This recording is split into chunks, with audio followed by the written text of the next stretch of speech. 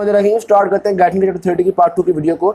अच्छा, हम डिस्कस ही कर रहे थे कि कौन कौन से फैक्टर्स हैं जो कि प्रिंसिपल सेल्स को स्टिमुलेट करते हैं ताकि वो ज़्यादा से ज़्यादा पोटेशियम की सिक्रीशन कर सकें। ठीक है, प्रिंसिपल सेल्स आपको पता है ना, पहले एक्टिव ट्रांसपोर्ट के थ्रू पोटेशियम को यहाँ लाते हैं, फिर पैसिव ट्रांसपोर्ट के थ्रू लूमेन में सिक्रीट कर देते हैं। तो प्रिंसिपल सेल्स पोटेशियम को सिक्रीट कर रहे थे। हम देख रहे थे कौन कौन से फैक्टर्स इन प्रिंसिपल सेल्स को स्टिमुलेट करते हैं ताकि ज़्यादा पोटेशियम की सिक्रीशन हो सके। पहला फैक्टर था ईसीएफ में ज़्यादा पोटेशियम का होना। जब ईसीएफ में ज़्यादा पोटेशियम होता है तो प्रिंसिपल सेल्स स्टिमुलेट हो जाते हैं। इस पॉइंट की डिटेल हम पार्ट 1 की वीडियो के एंड में देख चुके हैं। दूसरा पॉइंट है एल्डोस्टेरॉन। एल्डोस्टेरॉन भी प्रिंसिपल सेल्स को स्टिमुलेट करता है कि वो ज़्यादा पोटेशियम को निकाले। किस तरह से स्टिमुलेट करता है? नंबर 1, एल्डोस्टेरॉन इस सोडियम पोटेशियम एटीपीएस पंप को स्टिमुलेट करता है ताकि ज़्यादा से ज़्यादा पोटेशियम की एक्टिव ट्रांसपोर्ट हो सके into the cell. Number 2, aldosterone luminal membrane पे पोटेशियम चैनल्स की तादाद भी बढ़ाता है ताकि पोटेशियम आराम से पैसे ट्रांसपोर्ट करके आपके ल्यूमेन में जा सके, पोटेशियम की सिक्रीशन में इजाफा हो सके। तो पोटेशियम की सिक्रीशन में इजाफा के लिए एल्डोस्टेरॉन 2 काम कर रहा है। Number 1, sodium potassium ATPase pump को स्टिमुलेट कर रहा है, और नंबर 2, लूमिनल मेम्ब्रेन पे पोटेशियम चैनल्स की तादाद बढ़ा रहा है। ये बात थी जो कि यहाँ तक डिस्कस हुई थी। हमने देखा कि एल्डोस्टेरॉन का बहुत अहम रोल है पोटेशियम की सिक्रीशन में। पोटेशियम को बॉडी से निकालने में एल्डोस्टेरॉन का बहुत अहम रोल है। तो इसी वजह से अगर आपकी बॉडी में पोटेशियम ज़्यादा हो जाए तो फौरी तौर पे एल्डोस्टेरॉन बनता है ताकि इस पोटेशियम को निकाला जा सके। ये ग्राफ आप देखिएगा, इधर हम देख रहे हैं सीरम पोटेशियम कंसंट्रेशन, यानी ब्लड के अंदर पोटेशियम बढ़ रहा है। तो जैसे जैसे ब्लड में पोटेशियम बढ़ता है साथ साथ एल्डोस्टेरॉन भी बढ़ जाता है। क्यों? ताकि पोटेशियम को निकाला जा सके। तो हम देख रहे हैं कि पोटेशियम के बढ़ने के साथ साथ एल्डोस्टेरॉन में भी इजाफा हो रहा है। इससे जाहिर सी बात है पोटेशियम निकल जाएगा बॉडी से। तो यहाँ पे उन्होंने एक बहुत साइकिल एक्सप्लेन किया है, बहुत सिंपल साइकिल है। देखिएगा, बॉडी में ज़्यादा पोटेशियम आएगा वो ज़्यादा एल्डोस्टेरॉन को रिलीज़ करवाएगा, और ये एल्डोस्टेरॉन उस फालतू के पोटेशियम को बॉडी से निकाल देगा।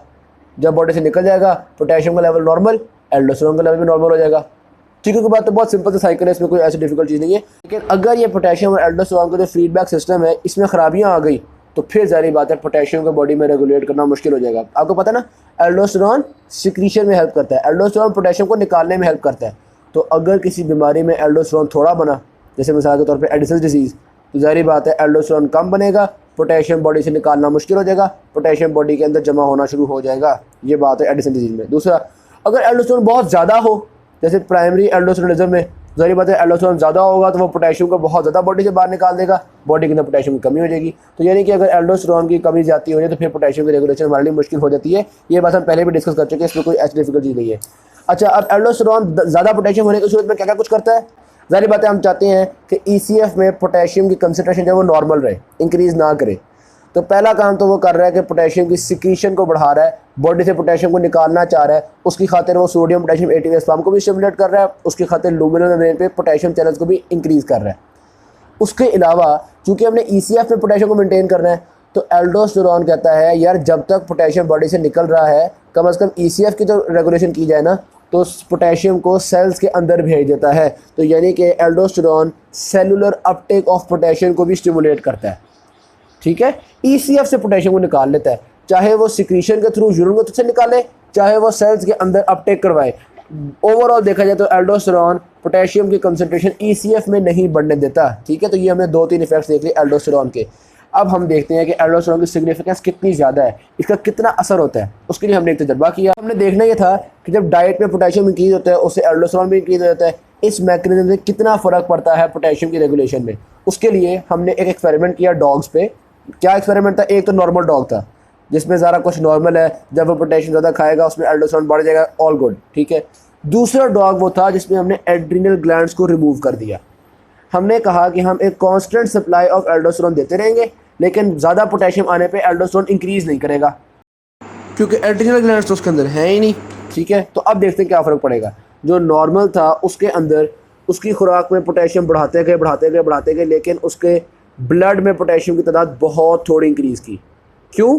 क्योंकि ये नॉर्मल था, इसमें एल्डोस्टेरॉन बन रहा था। ये एल्डोस्टेरॉन ब्लड में पोटेशियम को नहीं बढ़ने देता, या पोटेशियम को सेल्स में डाल देता है या पोटेशियम को बॉडी से निकाल देता है। सही हो गई बात।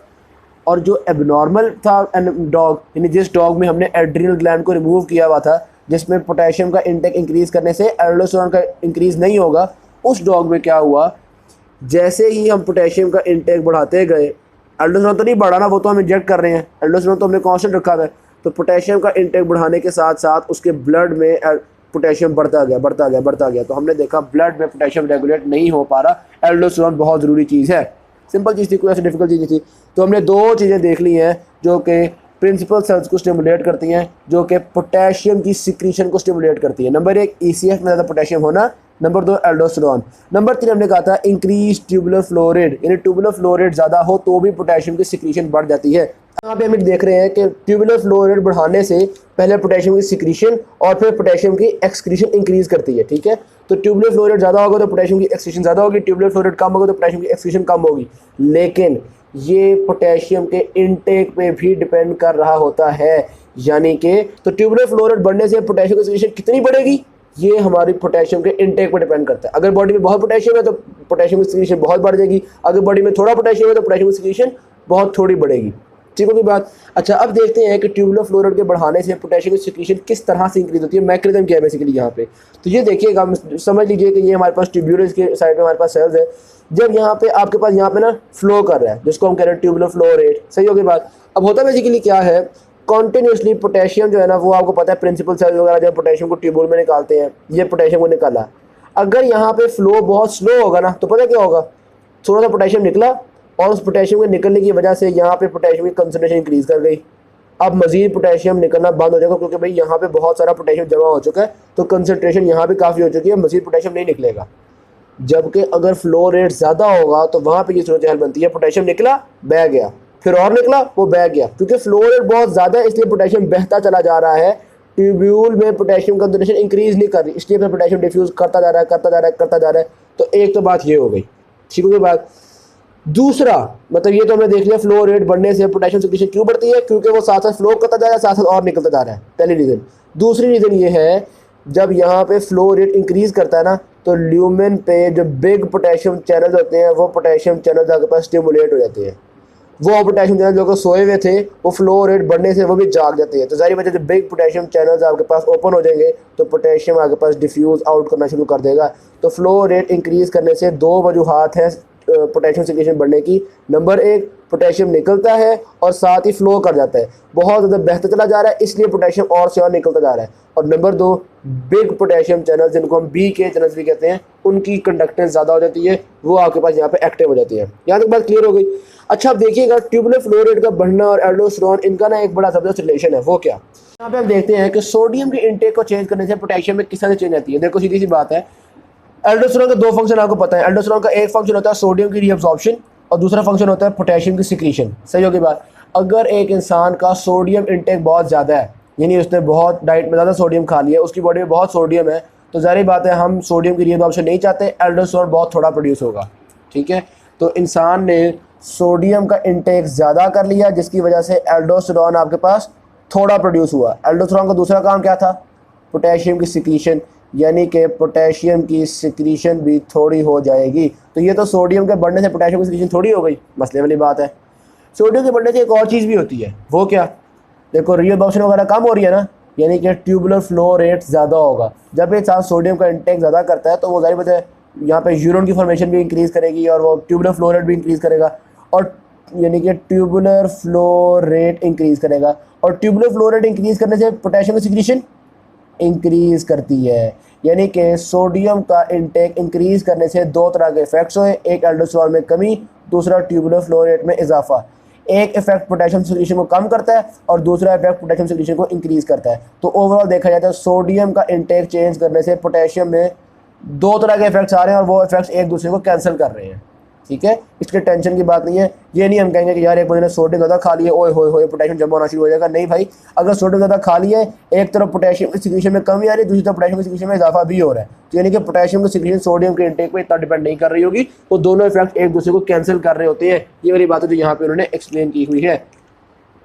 देखते हैं कि एसिडोसिस का पोटेशियम सिक्रीशन पे क्या इफेक्ट होता है। हम पहले भी डिस्कस कर चुके हैं कि एसिडोसिस या इंक्रीज्ड हाइड्रोजन कंसंट्रेशन जो है वो हमारे सोडियम पोटेशियम एटीपीएस पंप को इनहिबिट करती है, ठीक होगी बात। तो यहाँ भी यही बात कर रहे हैं कि एसिडोसिस से एक तो सोडियम पोटेशियम एटीपीएस पंप की एक्टिविटी इनहिबिट होगी जिससे पोटेशियम की सिक्रीशन कम होगी, और दूसरा लूमिनल मेम्ब्रेन पे पोटेशियम चैनल्स भी कम होते हैं जिसकी वजह से मजीद पोटेशियम की सिक्रीशन कम होती है, ठीक है। तो ये बात तय हो गई कि एक्यूट एसिडोसिस में पोटेशियम की सिक्रीशन कम होगी, ठीक है। लेकिन क्रोनिक एसिडोसिस यानी अगर बहुत ज़्यादा टाइम के लिए एसिडोसिस रहे, लॉन्ग टर्म एसिडोसिस रहे, तो उसमें पोटेशियम की सिक्रीशन बढ़ जाती है। भाई वो किस तरह से, उसकी क्या वजह है?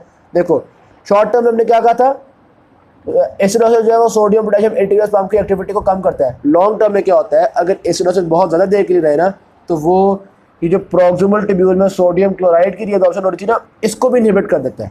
ठीक है, अब क्या हुआ है, सोडियम पोटेशियम एटीपीएस तो इनहिबिट हुए हुए ही हैं, उल्टा ये NaCl की रीअब्जॉर्प्शन, वाटर की रीअब्जॉर्प्शन, ये भी इनहिबिट हो गए हैं।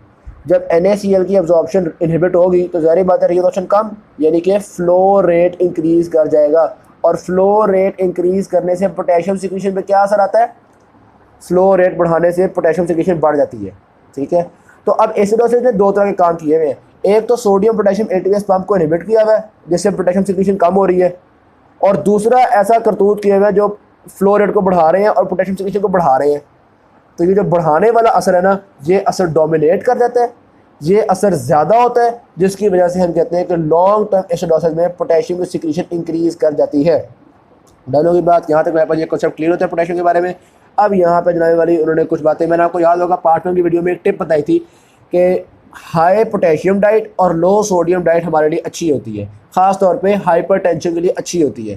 तो याद रखिएगा हमारी डाइट में ज़्यादा पोटेशियम होना चाहिए, थोड़ा सोडियम होना चाहिए। अब ये जो प्रोसेस्ड फूड्स होते हैं ये वो, इनमें आपको पता है कि नमक वगैरह ज़्यादा होता है, सोडियम ज़्यादा होता है, तो इस वजह से वो कह रहे हैं कि आजकल के जो शहरी लोग हैं उन्होंने सोडियम ज़्यादा खाना शुरू कर दिया है, पोटेशियम थोड़ा खाना शुरू कर दिया। पोटेशियम होता है आपके फ्रूट्स में, वेजिटेबल्स में, इन चीज़ों में होता है, तो हम लोग सोडियम ज़्यादा खाते हैं, पोटेशियम थोड़ा खाते हैं। इसकी वजह से हमारी बॉडी में ब्लड प्रेशर इंक्रीज़ करने के चांसेस ज़्यादा होते हैं, अक्सर लोगों को BP हो जाता है। बेहतर यही है कि हम लोग थोड़ा सोडियम खाएं, ज़्यादा पोटेशियम खाएं, फ्रूट्स वगैरह ज़्यादा खाएं, नमक वगैरह थोड़ा खाएं। ये सिंपल सी बात है, इसमें कोई डिफिकल्टी नहीं है। इसके इफ़ेक्ट्स क्यों होते हैं आप नेट पे भी देखेंगे ना तो एक और चीज़ आपको पता चलेगी। पोटेशियम बेसिकली जो है ना, वो सोडियम तो सीधी सी बात है ना, सोडियम ज़्यादा खाते हैं तो बॉडी के अंदर वाटर वगैरह जो है वो एक्यूमुलेट होना शुरू हो जाता है, या आप कह सकते हैं कि पानी को निकालना मुश्किल हो जाता है, ये बात हो गई। और पोटेशियम ज़्यादा खाना क्यों अच्छा है, सोडियम ज़्यादा खाना नुकसानदेह है क्योंकि बॉडी के अंदर पानी जमा होना शुरू हो जाएगा, वाटर का ब्लड का वॉल्यूम इंक्रीज़ कर जाएगा। और पोटेशियम ज़्यादा क्यों अच्छा है, बेसिकली पोटेशियम जो है ना वो आपकी ब्लड वेसल्स वगैरह की वेज़ोडाइलेशन वगैरह करवाता है। जरिए पता है वेज़ोडाइलेशन होगी तो BP तो इंक्रीज़ नहीं करेगा ना, आर्टीरियल प्रेशर इंक्रीज़ नहीं करेगा, तो पोटेशियम के आपके ब्लड वेसल्स पे मुख्तलिफ तरह के इफेक्ट्स होते हैं जो कि हाइपरटेंशन को नॉर्मलाइज करते हैं। क्लियर हो गई बात। लो जी, नेक्स्ट आता है हमारे पास regulation of renal calcium excretion. अच्छा, अब कैल्शियम के पहले तो एक बात ध्यान में रखिएगा, हमें पता है हमारा जो सेल होता है उसके पास सोडियम भी बहुत ज़्यादा होती है और कैल्शियम भी बहुत ज़्यादा होती है। ठीक है, और जब भी एक्शन पोटेंशियल डेवलप होना होता है तो हम कहते हैं कि सोडियम लीक करके अंदर गई है, सोडियम अंदर गई, जिसकी वजह से एक्शन पोटेंशियल डेवलप हुआ है। अब याद रखिएगा, अगर ECF में यानी एक्स्ट्रासेल्युलर फ्लूइड में कैल्शियम ज़्यादा होगी तो सोडियम की परमेबिलिटी थोड़ी होती है, यानी एक्शन पोटेंशियल डेवलप होना मुश्किल होता है। और अगर कैल्शियम कम होगी तो सोडियम की परमेबिलिटी ज़्यादा होगी, एक्शन पोटेंशियल डेवलप आसानी से होगा, हम कहेंगे हाइपर एक्साइटेबिलिटी है। दोनों की बात, तो यहाँ पे ये बात वो डिस्कस कर रहे हैं कि अगर हमारे ECF में कैल्शियम के लेवल कम हो जाए तो उससे एक्साइटेबिलिटी बहुत ज़्यादा हो जाती है, इंसान टेटनी के शिकार हो जाता है, उसको हम कहते हैं हाइपोकैल्सीमिक टेटनी। दूसरी तरफ अगर कैल्शियम बहुत ज़्यादा हो जाए तो कैल्शियम ज़्यादा होने की वजह से सोडियम की परमेबिलिटी बहुत थोड़ी हो जाती है, एक्साइटेबिलिटी बहुत थोड़ी हो जाती है, कार्डियक इरिथमियाज होना शुरू हो जाते हैं। तो हाइपर कैल्सीमिया में कार्डियक इरिथमियाज और हाइपोकैल्सीमिया में टेटनी वगैरह ये आपके पास इशूज़ आ गए, जिसकी वजह से हमें पता चल गया कि कैल्शियम को रेगुलेट करना बहुत ज़रूरी है, एक्स्ट्रा सेलुलर फ्लूइड में कैल्शियम का लेवल हमने मेंटेन करना है। दोनों की बात। अब कैल्शियम किन किन फॉर्म में मौजूद होता है देखिएगा, आपके ब्लड में जितना भी कैल्शियम है उसमें से 50% कैल्शियम आपके पास आयोनाइज्ड फॉर्म में है। ये वो कैल्शियम है जो बेसिकली हमारे फंक्शन में रोल प्ले करता है, ये वो कैल्शियम है जिसका यहाँ पर जिक्र किया जा रहा है, ये वो कैल्शियम है जो कि आपके हाइपोकैल्सीमिया हाइपरकैल्सीमिया में रोल प्ले कर रहा है। बाकी 40% कैल्शियम आपके प्लाज्मा प्रोटीन से अटैच हुआ है, ये फंक्शंस में रोल प्ले नहीं कर रहा, और 10% जो है वो हमारे पास नॉन आयोनाइज्ड फॉर्म में है, फॉस्फेट में हो गया, सिट्रेट में हो गया, मतलब उनके साथ अटैच हुआ है, वो भी हमारे काम का नहीं है। हमारे जो काम का है, जो फंक्शन में इन्वॉल्व है, वो ये वाला है। ठीक है, 50% आयोनाइज्ड कैल्शियम जो है प्लाज्मा में, ये हमारे काम आएगा मुख्तलिफ जगहों पे। दोनों की बात। अब एसिडोसिस में क्या होता है, जब आपके पास हाइड्रोजन आयंस की कंसंट्रेशन बढ़ती है तो एसिडोसिस कैल्शियम की प्लाज्मा प्रोटीन से अफिनिटी कम कर देते हैं, यानी कि पहले तो 40% कैल्शियम प्लाज्मा प्रोटीन से लगा हुआ था, 50% आयोनाइज्ड फॉर्म में था। अब अगर प्लाज्मा प्रोटीन के साथ कम लगेगा तो जाहिर बात है आयोनाइज्ड फॉर्म में कैल्शियम ज़्यादा हो जाएगा। ऐसी बात है ना भाई, पहले हम कह रहे थे कि ये कुछ आयोनाइज्ड कैल्शियम है और बाकी कैल्शियम जो है वो प्लाज्मा प्रोटीन के साथ चिपका हुआ है। ठीक है, तो अगर प्लाज्मा प्रोटीन्स और कैल्शियम की अफिनिटी कम हो गई तो जाहिर बात है जो चिपका हुआ था ये भी आयोनाइज्ड फॉर्म में आ जाएगा। तो हम कह सकते हैं कि चूंकि एसिडोसिस प्लाज्मा प्रोटीन और कैल्शियम की अफिनिटी को कम करता है, इसलिए एसिडोसिस आयोनाइज्ड कैल्शियम को इंक्रीज कर देता है। होने के बाद तो एसिडोसिस में आयोनाइज्ड कैल्शियम इंक्रीज कर देगा और एल्कलोसिस उसका ऑपोजिट है, यानी एल्कलोसिस में प्लाज्मा प्रोटीन्स और कैल्शियम की एफिनिटी बढ़ जाएगी। एल्कलोसिस में आयोनाइज्ड कैल्शियम भी जाके प्लाज्मा प्रोटीन से चिपक जाएगा। एल्कलोसिस में आयोनाइज्ड कैल्शियम कम हो जाएगा, हाइपोकैल्सीमिया हो जाएगा। तो एल्कलोसिस में हमारे पास हाइपोकैल्सीमिया टट्टी वगैरह होती है, इसमें कोई ऐसी डिफिकल्ट चीज़ नहीं है। अच्छा, फिर देखते हैं जनाब कैल्शियम हमारी बॉडी से निकलता किस तरह से है। याद रखिएगा ये लार्जली फीसेस के थ्रू भी निकल रहा होता है। पहले हमने पोटेशियम डिस्कस किया था, वो हमने कहा था कि फीसेस में सिर्फ 5 to 10% निकलता है, मेनली यूरिन के थ्रू निकल रहा है, जबकि यहाँ पे हम कह रहे हैं कि मेनली फीसेस के थ्रू निकल रहा होता है। अच्छा, हमारी बॉडी में जितना भी कैल्शियम मौजूद है 99% ऑफ द कैल्शियम तो आपकी बॉडी की बोन्स के अंदर है। सही होगी बात। तो सबसे ज़्यादा कैल्शियम आपकी बॉडी की बोन्स में है और बाकी 0.1% आपके एक्स्ट्रा सेलुलर फ्लूइड में है और 1% आपके सेल्स के अंदर ऑर्गेनेलीज वगैरह में है, यानी इंट्रा सेलुलर फ्लूइड में आ जाता है। डाउन के बाद तो हमारी बॉडी में अगर कैल्शियम के 100 पार्ट्स किए जाएँ, उनमें से 99% तो आपकी बोन्स में है, लेकिन वो हम खास डिस्कस नहीं करेंगे क्योंकि उसमें फ़िलहाल हम उसका रेगुलेटरी रोल नहीं पढ़ेंगे। ठीक है, वो आपको पता है सिर्फ बोन्स के अंदर जाएगा तो हार्डनिंग वगैरह हो जाएगी, मिनरलाइजेशन हो जाएगी, बोन से निकलेगा तो बोन नरम हो जाएंगी। 99% बोन्स में हो गया, बाकी तकरीबन 1% आपके इंट्रासेलुलर फ्लूइड में है, यानी सेल्स के अंदर मौजूद है। ये वाला भी हम यहाँ पर डिस्कस नहीं कर रहे। जो पीछे रहेगा ना सिर्फ 0.1% एक्स्ट्रा सेलुलर फ्लूइड में, उसकी रेगुलेशन का हमने जिक्र करना है। और इस 0.1% में भी ख़ास तौर पे वो वाला जो कि आयोनाइज्ड फॉर्म में मौजूद है। इस 0.1% में से भी जो प्लाज्मा प्रोटीन के साथ मौजूद है उससे हमें फ़र्क नहीं पड़ता, हमने आयोनाइज्ड फॉर्म वाले को देखना है। ठीक है, उसका क्या काम चल रहा है। ऑलराइट, अब देखिएगा हम ये जो आयोनाइज्ड फॉर्म में कैल्शियम है इसको रेगुलेट किस तरह से करते हैं, हम इसका लेवल मेंटेन किस तरह से करते हैं। इसके लेवल को मेंटेन करने के लिए हमारे पास हार्मोन होता है पैराथायरॉयड हार्मोन। ये पैराथायरॉयड हार्मोन बहुत सारे काम करता है, जिनमें से एक काम ये है, बोन्स में बहुत ज़्यादा कैल्शियम है ना, बहुत बड़ा समुंदर है कैल्शियम का। तो बोन्स पैराथायरॉयड हार्मोन कहता है भाईजान ब्लड में कैल्शियम की कमी है, तो बोन से दरख्वास्त करता है कि थोड़ा सा कैल्शियम आप ब्लड को दे दें। ठीक है, तो यानी कि ये बोन्स की रिजॉर्प्शन करके कैल्शियम को हमारे ब्लड के अंदर लेके आता है। लेकिन कब ये रिलीज़ होगा, सिंपल सी बात है। अच्छा, अब पैराथायरॉयड हार्मोन की रिलीज़ को देखिएगा। हमारे पास होते हैं पैराथायरॉयड ग्लैंड्स।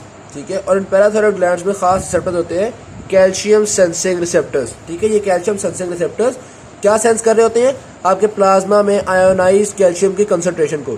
आपके कैल्शियम इंक्रीज करने में पैराथायरॉयड हार्मोन कैसे रिलीज हुआ, जब भी आपके पास कैल्शियम इंक्रीज करता है कैल्शियम सेंसिंग रिसेप्टर्स इनहिबिट हो जाते हैं और कैल्शियम सेंसिंग रिसेप्टर्स इनहिबिट होने पे पैराथायरॉयड हार्मोन रिलीज हो जाता है। इसका वाइस वर्सा, जब भी कैल्शियम कम होगा तो ये कैल्शियम सेंसिंग रिसेप्टर्स आपके पास स्टिमुलेट हो जाएंगे और इनके स्टिमुलेट होने में पैराथायरॉयड हार्मोन का रिलीज कम हो जाएगा। ठीक होगी बात। तो कैल्शियम डिक्रीज करे तो पैराथायरॉयड हार्मोन भी डिक्रीज करता है, कैल्शियम इंक्रीज करे तो पैराथायरॉयड हार्मोन भी इंक्रीज कर जाता है।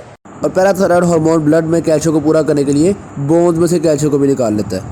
बोन्स में से आपने फिलहाल तो निकाल लिया कैल्शियम, लेकिन ऐसा नहीं है कि पूरी ज़िंदगी आप बोन्स को खोखला करते हो। ज़ाहिर सी बात है, हमें चाहिए कि अगर आपके ब्लड में कैल्शियम कम हो रहा है और हमें बोन से कैल्शियम निकालना पड़ रहा है, तो इस बंदे को चाहिए कि अपनी डाइट में भी कैल्शियम ले, ताकि हम बोन्स के अंदर भी कैल्शियम पूरा रख सके और ब्लड का कैल्शियम पूरा रह सके। तो आर्जी तौर पे तो हम ब्लड का कैल्शियम पूरा करने के लिए बोन से मांग लेते हैं, लेकिन इन द लॉन्ग रन हमें अपनी डाइट के अंदर कैल्शियम को पूरा करना चाहिए। उसके अलावा एक और काम भी करना चाहिए, पता क्या, हम गैस्ट्रोइंटेस्टिनल ट्रैक्ट से ज़्यादा कैल्शियम को एब्जॉर्ब करें, हम किडनीज़ के थ्रू कैल्शियम को ज़ाया ना होने दें, इन सारी चीज़ों को, ताकि अगर ब्लड में कैल्शियम कम हो रहा है तो ये सारे काम, और इन सारे काम में पैराथायरॉयड हार्मोन रोल प्ले करता है। ठीक है, तो अब हम देखते हैं किस किस तरह से ओवरऑल एक एनालिसिस करते हैं कि किस किस तरह से पैराथायरॉयड हार्मोन ब्लड में कैल्शियम को मेंटेन करेगा। नंबर 1, बोन्स की रिजॉर्प्शन करेगा, ये तो आर्जी सा काम है। नंबर 2, ये जो आपके पास है ना पैराथायरॉयड हार्मोन, ये विटामिन डी को एक्टिवेट करता है, और विटामिन डी आपके गैस्ट्रोइंटेस्टिनल ट्रैक्ट से कैल्शियम को एब्जॉर्ब करने में रोल प्ले करती है।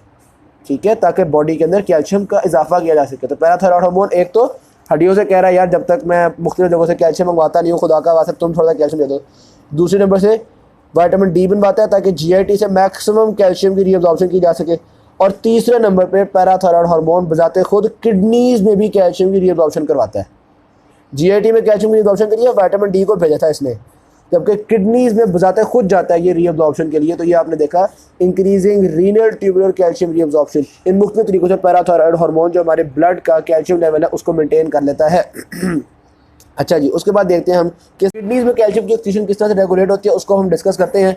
पहले इसमें आता है, पहले तो देखिएगा हमारे पास जो कैल्शियम फिल्टर आउट होगा वो कौन सा है। देखो हम किसी भी सब्सटेंस को जिक्र कर रहे होते हैं ना, तो हम पहले कहते हैं जी फलाना आयन था, वो यहाँ पे इतना फिल्टर आउट हुआ, फिर कुछ रीअब्जॉर्ब हो गया, कुछ सिक्रीट हुआ, जो फिर एंड में रह गया वो आपके पास यूरिन के थ्रू एक्सक्रीट हो गया। तो पहले तो देखिएगा कौन सा कैल्शियम यहाँ पे फिल्टर आउट होगा। आपके ब्लड में आयोनाइज्ड फॉर्म में कैल्शियम भी है और प्लाज्मा प्रोटीन के साथ अटैच्ड फॉर्म में कैल्शियम भी है। जो प्लाज्मा प्रोटीन के साथ अटैच्ड फॉर्म में कैल्शियम था, ये जो मैंने कहा था अटैच्ड है, ये वाला कैल्शियम फिल्टर आउट नहीं होता, ठीक है। तो बाकी जो आपके पास तकरीबन 60% आयोनाइज्ड फॉर्म में था, सिर्फ वही वाला यहाँ पे फिल्टर आउट होगा, ठीक है।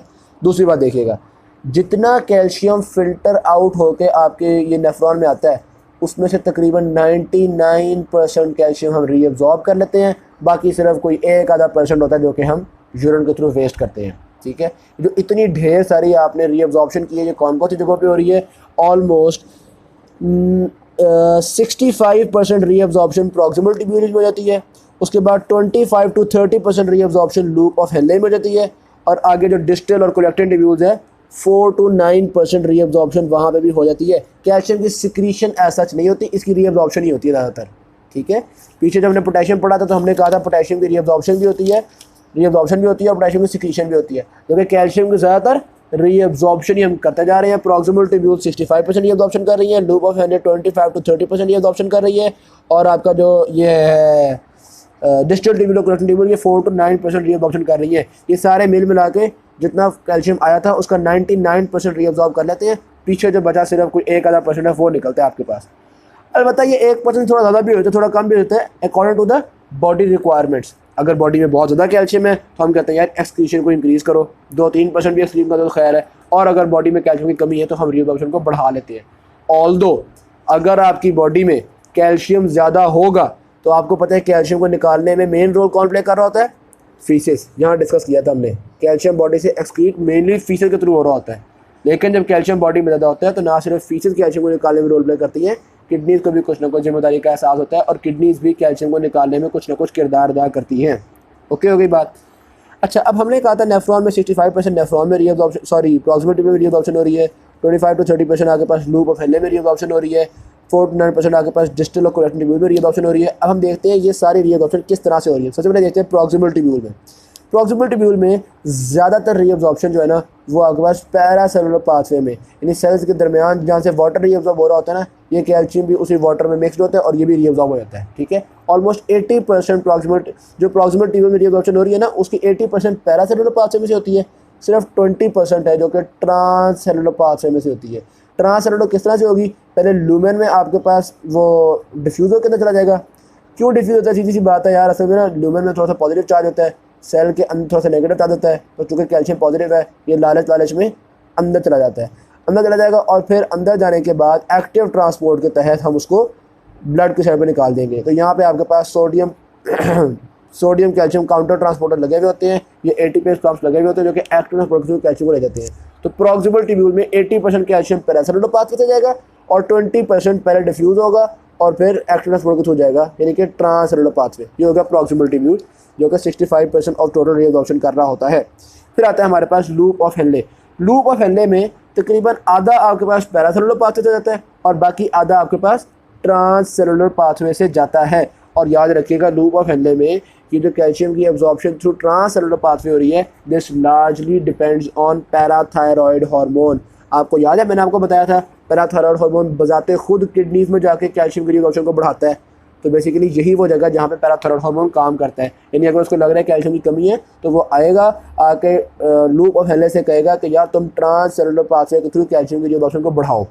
सही होगी बात। तो पैराथायरॉयड हार्मोन का यहाँ पे बहुत असर रसूख चलता है। उसके बाद आता है आखिर में आता है हमारे पास डिस्टल ट्यूब्यूल्स और कोलेक्टिंग ट्यूब्यूल्स वगैरह में रीअब्जॉर्प्शन किस तरह से होती है। तो यहाँ पे भी मेनली आपके पास ट्रांससेलुलर पाथवे के थ्रू ही हो रही होगी, जिसमें आपको पता है पहले आपके पास कैल्शियम की डिफ्यूजन होती है, फिर आपके पास सोडियम कैल्शियम काउंटर ट्रांसपोर्टर होता है। उसके अलावा यहाँ पर उन्होंने जिक्र किया हुआ है कैल्शियम एटीपीएस पंप। ये कैल्शियम एटीपीएस पंप तो सिंपली एटीपी यूज़ करता है और आपके कैल्शियम को अंदर ले जाता है। यहाँ पे आपके पास विटामिन डी और कैल्सीटोनिन का भी रोल होता है, लेकिन जितना तगड़ा रोल पैराथायरॉयड हार्मोन का है ना, उसके मुकाबले में इनका रोल तो कुछ भी नहीं है। तो विटामिन डी यानी कैल्सीट्रायोल और कैल्सीटोनिन वगैरह के रोल छोटे मोटे होते हैं। असल जो रोल है क्वांटिटेटिवली सबसे तगड़ा रोल जो होता है वो आपके पास पैराथायरॉयड हार्मोन का ही होता है, इसीलिए हमने मेनली उसका जिक्र किया यहाँ पे। डाउन के बाद तो सबसे पहले प्रॉक्सिमल ट्यूब्यूल, इसमें 80% पैरासेलुलर है, 20% ट्रांससेलुलर।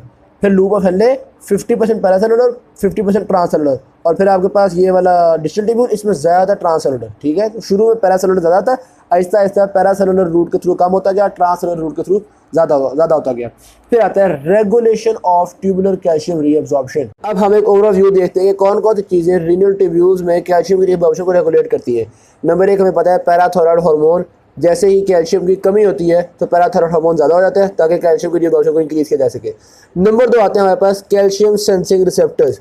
हम कैल्शियम सेंसिंग रिसेप्टर्स को पहले भी पढ़ चुके हैं। पहले हमने कहा था कि जब भी कैल्शियम की कमी होती है तो ये कैल्शियम सेंसिंग रिसेप्टर्स इनहिबिट हो जाते हैं और इनके इनहिबिट होते ही पैराथायरॉयड हार्मोन ज़्यादा बनता है ताकि रीअब्जॉर्प्शन की जा सके। अब हम कह रहे हैं एक तो ये calcium sensing receptors parathyroid hormone को रेगुलेट करते हैं और दूसरा इनका डायरेक्ट इफेक्ट भी होता है रीनल ट्यूब्यूल्स पे।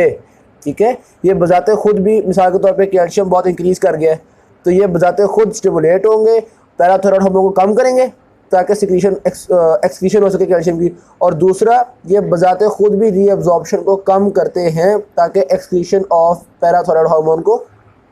अब हमने देखना है कि ओवरऑल कौन कौन सी चीज़ें हैं जो कि रीनल ट्यूब्यूल्स में कैल्शियम की रीअब्जॉर्प्शन को रेगुलेट करती हैं। पहले चीज़ हमें पता है पैराथायरॉयड हार्मोन, जिसका मैकेनिज्म हमने पढ़ लिया था कि जब भी कैल्शियम की कमी होती है तो ये कैल्शियम सेंसिंग रिसेप्टर्स इनहिबिट हो जाते हैं। इनके इनहिबिट होते ही पैराथायरॉयड हार्मोन ढेरों ढेर बनता है और पैराथायरॉयड हार्मोन कैल्शियम की रीअब्जॉर्प्शन करवाता है। तो कैल्शियम की रीअब्जॉर्प्शन में पहला रोल प्ले करता है हमारे पास पैराथायरॉयड हार्मोन। ये चीज़ हमने डिस्कस कर ली। नंबर 2 जो कैल्शियम सेंसिंग रिसेप्टर हैं ये एक तो पैराथायरॉयड हार्मोन को बढ़ाते घटाते हैं ना, दूसरा ये बजाते खुद भी काम करते हैं। ख़ास तौर पे ascending limb of loop of Henley पे इनका इफेक्ट होता है। मिसाल के तौर पे अगर कैल्शियम हमारे पास कम हुआ है तो एक तो ये इनहिबिट होंगे, पैराथायरॉयड हार्मोन रिलीज़ करवाएंगे ताकि रीअब्जॉर्प्शन हो सके, और दूसरा ये बजाते खुद भी रीअब्जॉर्प्शन को स्टिमुलेट करेंगे। वेरी सिमिलरली अगर कैल्शियम इंक्रीज़ किया हुआ है तो एक तो ये calcium sensing receptor parathyroid hormone को कम करेंगे ताकि कैल्शियम रीअब्जॉर्ब ना हो, और दूसरा ये खुद भी रीअब्जॉर्प्शन को इनहिबिट करते हैं ख़ास तौर पे असेंडिंग लूप्स में। तो ये दूसरा हमने देख लिया कैल्शियम सेंसिंग रिसेप्टर्स किस तरह से काम करते हैं। ठीक हो गई बात। तीसरा वाटर और सोडियम पे भी डिपेंड कर रही होती है कैल्शियम की रीअब्जॉर्प्शन। क्यों? देखो सबसे ज़्यादा कैल्शियम की रीअब्जॉर्प्शन कौन सी जगह पे हो रही थी? याद है, प्रॉक्सिमल ट्यूब्यूल में 65% रीअब्जॉर्प्शन हो रही थी। और प्रॉक्सिमल ट्यूब्यूल में रीअब्जॉर्प्शन किस तरह से होती है? 80%, ज़्यादातर रीअब्जॉर्प्शन पैरासेलुलर पाथवेज में होती है, यानी कि वाटर के साथ मिक्स होकर कैल्शियम आ रहा होता है। तो इसका मतलब ये है कि अगर वाटर की रीअब्जॉर्प्शन वगैरह ज़्यादा होगी तो कैल्शियम की भी रीअब्जॉर्प्शन ज़्यादा होगी। अगर वाटर और सोडियम की कम होगी तो कैल्शियम की भी कम होगी। यही बात वो कर रहे हैं कि अगर एक्स्ट्रा सेलुलर फ्लूइड का वॉल्यूम ज़्यादा हो, ज़ाहिर बात है अगर ECF का वॉल्यूम ज़्यादा होगा तो हमें वाटर की रीअब्जॉर्प्शन की जरूरत नहीं है, हम कहेंगे वाटर ज़्यादा होने तो हमारे पहले ही बहुत वॉल्यूम है। ठीक है, तो अगर ECF का वॉल्यूम ज़्यादा होगा, वाटर की रीअब्जॉर्प्शन कम होगी तो कैल्शियम की रीअब्जॉर्प्शन भी कम हो जाएगी। सही होगी बात। In case of extra cellular fluid volume expansion और increased arterial pressure, reduction in calcium reabsorption. सही होगी बात। और इसका वाइस वर्सा। तो 3 चीज़ें देख ली हमने, पैराथायरॉयड हार्मोन किस तरह इफेक्ट करता है, कैल्शियम सेंसिंग रिसेप्टर बजाते खुद किस तरह काम करते हैं, और एक्स्ट्रा सेलुलर फ्लूइड वॉल्यूम का क्या काम हो रहा है। नंबर 4 प्लाज्मा फॉस्फेट भी आपके पास काम करता है। क्यों? क्योंकि प्लाज्मा फॉस्फेट आपके पास पैराथायरॉयड हार्मोन को रिलीज करवाता है और पैराथायरॉयड हार्मोन का इफेक्ट हम पढ़ चुके हैं। और नंबर 5 आपके पास आता है एसिडोसिस का इफेक्ट। एसिडोसिस किस तरह से इफेक्ट करता है? अब मेटाबॉलिक एसिडोसिस या हाइड्रोजन आयंस की इंक्रीज कंसंट्रेशन कैल्शियम की रीअब्जॉर्प्शन को इनहिबिट करती है। ठीक है, तो एसिडोसिस में कैल्शियम थोड़ा रीअब्जॉर्ब होगा, ज़्यादा एक्सक्रीट हो जाएगा, और एल्कलोसिस में ज़्यादा रीअब्जॉर्ब होगा, थोड़ा एक्सक्रीट होगा। एसिडोसिस ने कैल्शियम की रीअब्जॉर्प्शन को इनहिबिट किया है, पोटेशियम की सिक्रीशन को इनहिबिट कर रहा था, इसी तरह सोडियम की रीअब्जॉर्प्शन को इनहिबिट कर रहा था। तो ये एसिडोसिस का हमने मुख्तलिफ चीज़ों को इफेक्ट देखा है। Thank you very much. Video चलिए शेयर जरूर कीजिएगा, चैनल को सब्सक्राइब कीजिएगा। अल्लाह हाफ़िज़।